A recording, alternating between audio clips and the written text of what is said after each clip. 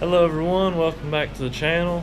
If you've been following us, you know that the 944 had a bit of an accident, but in our last video there you saw us completely reassemble our engine, which we got sitting over here all nice and clean.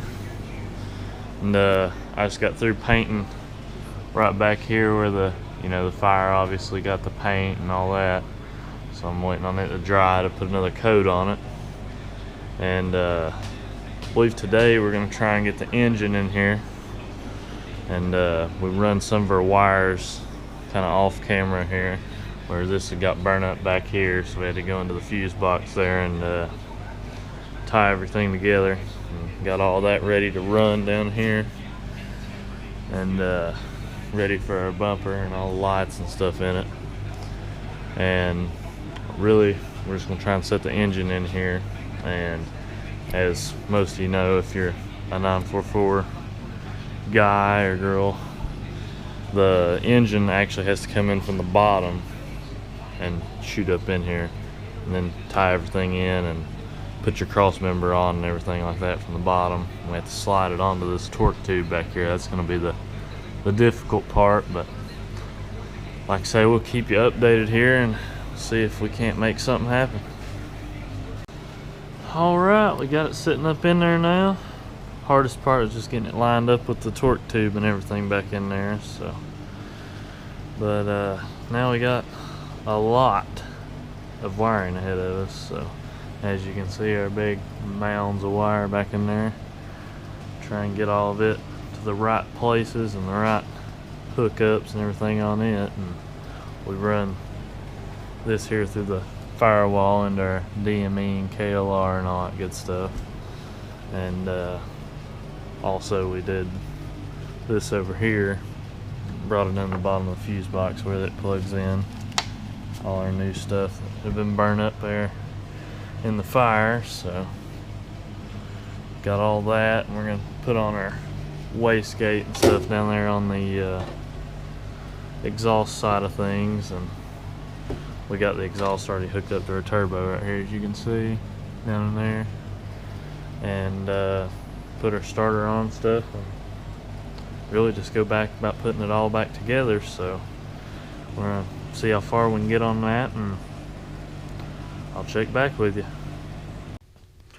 Alright, as y'all see, we've got everything kind of temporarily hooked up. We didn't really put the clamps on much for hoses, just kind of got them sitting in there. And we just tried to crank her over, and obviously we're getting it cranked over, but for some reason we're not getting tach bounce, which we know it can't be the reference sensors, because we got brand new reference sensors as well as brand new clamps and everything, connectors and all that.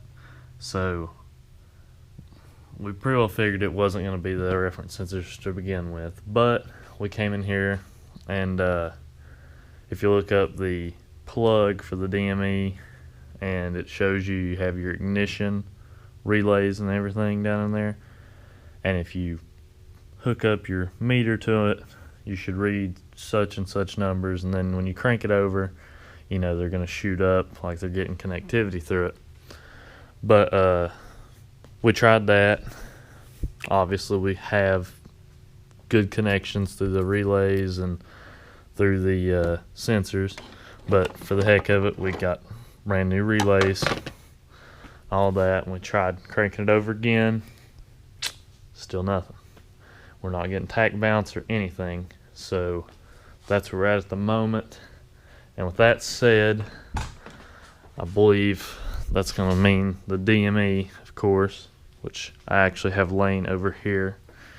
But I've went through the board and everything and looked at it, and I really don't see anything that could amount to anything being wrong. But I'm not a professional with these, of course, so I'm probably going to take it to some local circuit board place and see if they can find anything wrong with it that might get us going. But it's not looking great for the moment. But really, that's the only thing I could think of. I'd actually talked to a guy, and he had told me that he had this problem and his connector wasn't making a good connection to the DME. So I've tried that. I've tried sitting here holding it. I've tried like tapping on the DME, trying to get something to work, but still not getting anything out of it. So we're kind of stuck at that moment right now. And I was just looking for a temporary fix with this deal because I've pretty well decided to go away from this computer just because of, if you followed the channel, just how many problems you have out of these computers. It's just not a fun experience, to say the least. So I actually have been talking to a guy. They're actually based out of Germany. You may have heard of them. It's the VIM setup. It's VEMS, and they actually make kind of like a modern computer to convert this thing into more of a modern car technology, and it plugs in directly through the DME harness. No, though you do have one or two extra wires. The way he explained it to me is you actually have to drill into this pipe right here and have a new sensor for your measurement of air coming in and all that, and it actually deletes the air box here, so you really don't have a limitation on how much air you're actually getting to pull in. And one of the things that really excited me about it was you can run a standalone blow-off valve, so you'll get the action. So that'll be great. But the downfall to this all is it takes about 4 weeks to get it, with it, all the COVID restrictions and everything right now, as well as just overall being in Germany, and we're in the USA, so there's some time in between there as well. But hopefully 4 weeks we'll have that and plug it in, be good to go. But for the moment, I figured this DME over here, there's not really, it's not worth anything. So if I could figure out something with it to kind of jerry rig up a little just to get it running, that would save us a lot of time in the long run. But like I say, I'm going to try and run it by the people out here in town that deal with some stuff like that, and see if they have anything they could help me in doing it.